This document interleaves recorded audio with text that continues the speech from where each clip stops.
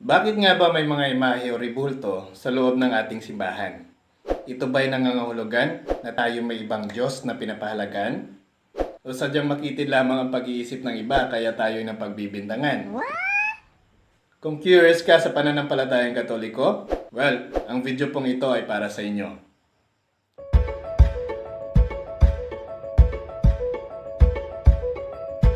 Hi there, this is Mr. Curious Catholic, ang inyong lingkod at kapanalig na magbibigay sa inyo ng mga sagot sa mga katanungang matagal ng bukang bibig sa ating pananampalatayang Katoliko na hangad lang naman ay pag-ibig.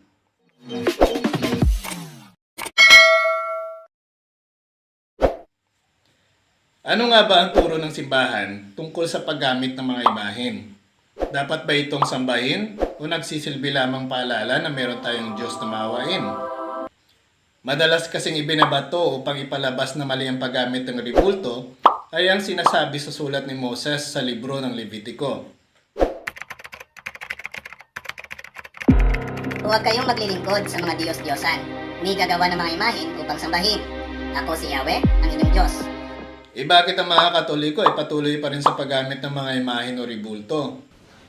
I don't know. Ang mga ito ba ang ipinagbabawal ng Diyos sa kanyang sinabi sa libro ng Levitiko? Wait a minute. Tandaan natin ito. Ang ipinagbabawal sa talata ay hindi ang imahe na gawa ng tao. Bagkos ang ipinagbabawal dito ay ang pagsamba sa ibang Diyos na hindi naman totoo. Are you sure about that? Bagamat ang simbahan ay gumagamit ng mga bagay na inukit lamang ng tao, Ngunit ni minsan, ay hindi tinuro na sambahin o gawing Diyos ang mga ito. Nice. Katunayan, sinasabi ng simbahan sa kanyang katekismo, Sa lumang tipan, inordinahan o pinayagan ng Diyos ang paggawa ng mga imahin. Tumutukoy sa simbolikong patungo sa kaligtasan ng nagkatawang tao na salita. Ganoon din sa tanso na ahas, kaba ng tipan, at mga kerubin. ang mga imahen o rebulto ay ginagamit na simbolo lamang at hindi panlilinlang. Katulad ng ahas na tanso na ipinagawa ng Diyos sa kay Moises na maging daluyan ng kaligtasan, ang pagpagawa sa kerubin inanyuan na inilagay sa ibabaw ng kaba ng tipan na nagsisilbing tagpuan, ay gayon din naman ang rason kung bakit merong imahe o rebulto sa ating simbahan. Galing ah. Dapat nating tandaan na ang imahen ay nagsisilbing icon lamang. At ito nga ang sinasabi sa katekismo ng simbahan. Ang ikapitong Economical Council sa Nicaea ay binigyang katarungan ang paggalang ng mga icon ni Kristo, gayon din ng ina ng Diyos, ng mga anghel at ng lahat ng mga santo. Sa pagiging pagkatawang tao, nagpakilala ang anak ng Diyos ng isang bagong ekonomiya ng mga imahen.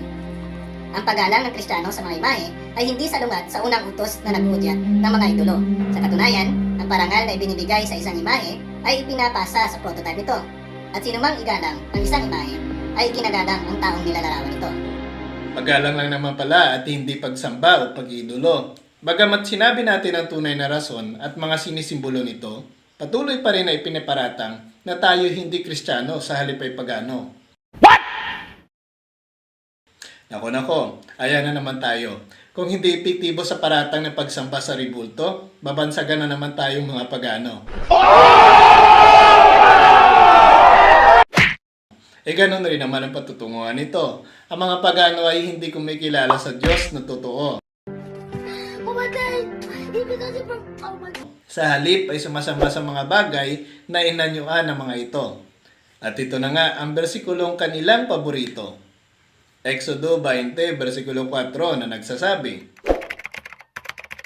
Huwag kang gagawa ng imahe ng anumang nilalang na nasa langit, nasa lupa, o nasa tubig upang sambahin.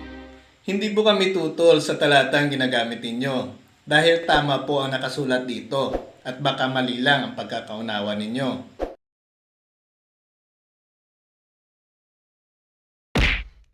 Ano ba ang ipinagbabawal na tinutumbok ng talatang ito?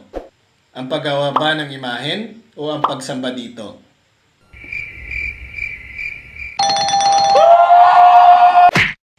Tandaan natin, ang anumang bagay na itinuturing na isang Diyos ay hindi katanggap-tanggap sa mata ng tunay na Diyos. Kaya kung kami ang inyong tatanungin, kung bakit merong imahe sa tuwing kami nananalangin, ang masasagot ko sa inyo, ay 4 na letrang ito. I, C, O, and N. Icon.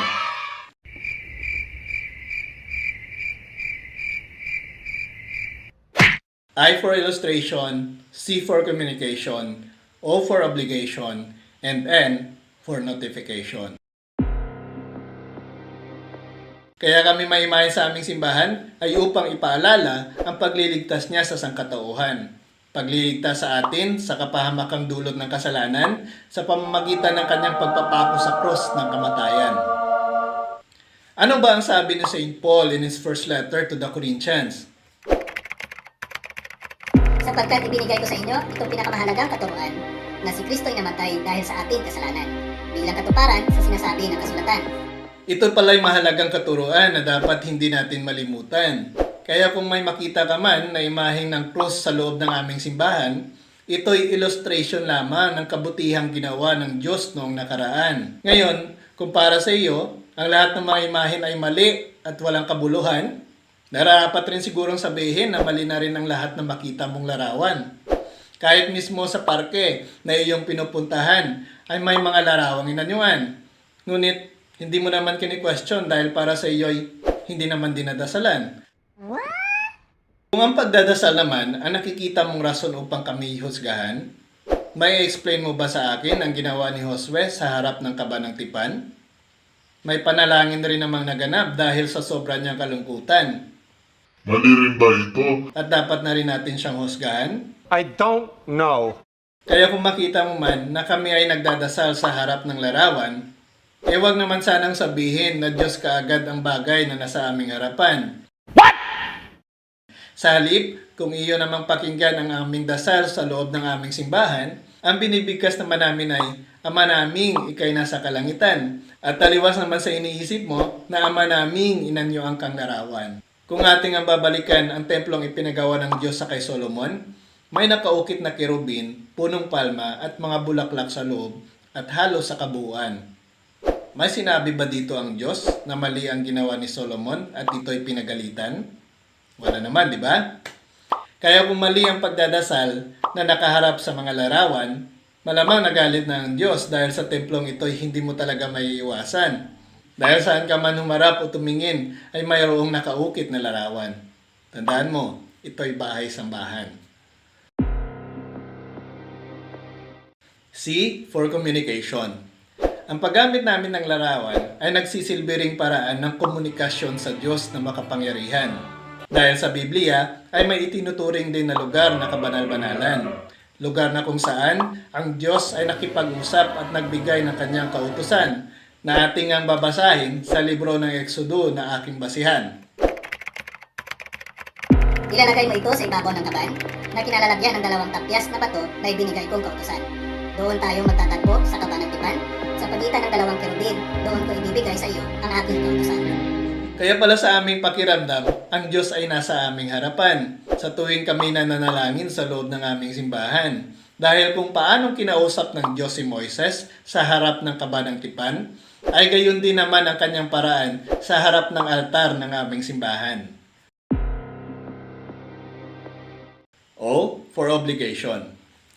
Kaya kami ay may imahen na ginagamit sa loob ng aming simbahan ay dahil tungkulin ito na maihatid ang katotohanan. Katotohanan ipinagpasa-pasa mula noon hanggang sa kasalukuyan na dapat ibahagi na ang Diyos ang tanging magbibigay ng ating kaligtasan. Kaya ayon nga sa katikismo ng ating simbahan, Ninanais ng Diyos na ang lahat ng tao ay maligtas at makilala ang katotohanan. Iyon ay kay Kristo Jesus. Si Kristo ay dapat ipahayag sa lahat ng mga bansa at individual upang ang paghahayag na ito ay maabot hanggang sa dulo ng sanlibutan. Minabuti na inayos ng Diyos na ang mga bagay na minsang ipinahayag niya para sa kaligtasan ng lahat ng mga tao ay dapat manatili sa kanilang kabuuan sa buong panahon at mailipat sa lahat ng henerasyon. at para nga kay Pablo sa kanyang unang sulat sa mga taga-Korinto, Hindi ngayon nangangaral ako ng magandang balita ay maaari na akong magmalaki sapagkat iyan ang tungkuling inaatang sa akin. Sumpayan ako kung hindi ko ipangaral ang magandang balita. kahit pala si Pablo na pinili ng Diyos ay nagsasabi na dapat ibahagi ang magandang balita sa tao. na siya rin namang ginagawa ng simbahan sa mga sumasampalataya dito. Marahil, isa ito sa mga katanungan mo. kung may mababasa ba ng paggamit ng rebulto ay tinuro ni Kristo? Sasagutin yan sa sulat ni Juan sa kanyang ebanghelyo. At kung paanong itinaas ni Moises ang tansong ahas doon sa ilang, gayon din naman, kailangan itaas ang anak ng tao, upang ang sinumang sumampalataya sa kanya ay magkaroon ng buhay na walang hanggan. Kung mapapansin po ninyo, ginamit ni Kristo na halimbawa ang ahas na tanso, na nagpapakita lamang na kinikilala niya ito. Gawin pa namang halimbawa na kung paanong itinaas ito ay gayon rin ang anak ng tao, na wala ng ibang tinutukoy kundi ang kanyang sarili bilang isang Kristo. Ito ang tanong. Paano siya maitaas katulad ng ahas na tanso? Kayong hindi rin naman natin siya mahawakan dahil ito'y espiritu. Malamang ang kanyang tinutukoy ay ang larawan sa kanya ay sumisimbolo, katulad ng crucifix na naglalarawan ng kanyang pagliligtas sa tao, ay nararapat ring maitaas upang marami ang sumampalataya dito. At magkagayon may hindi maalis sa isipan ng tao na tayo iniligtas ni Kristo. And for notification. Parang messenger mo lang, ano? Bakit kami may imahen o rebulto sa loob ng simbahan ng kumbento? Dahil nagsisilbing paalala ito na ang lugar na kinatatayuan mo ay sagrado. Katulad ng cellphone mo na tumutunog sa tuwing may nagme-message sa iyo. Ganun rin naman ang mga imaheng ito. Nagpapahiwatig sa iyo na ito'y bahay ni Kristo. At kapag nandito ka na, Ay dapat mong irespeto.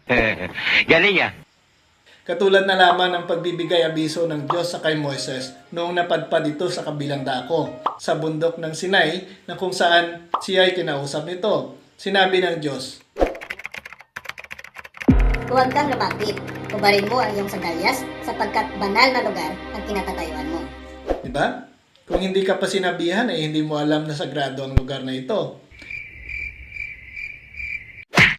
Kaya hindi rin naman nagkakalayo sa mga palatandaan na hatid ng rebulto, na para bang may nagsasabi sa iyo na banal na lugar ang pinasukan mo.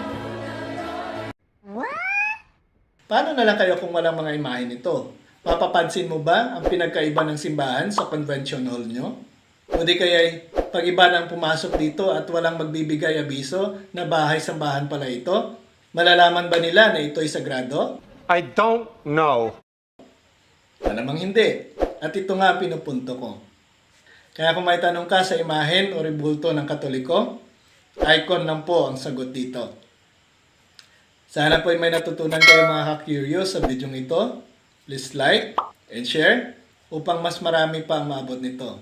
At upang maihatid ang tamang katuruan na ipinahayag ni Kristo. God bless po.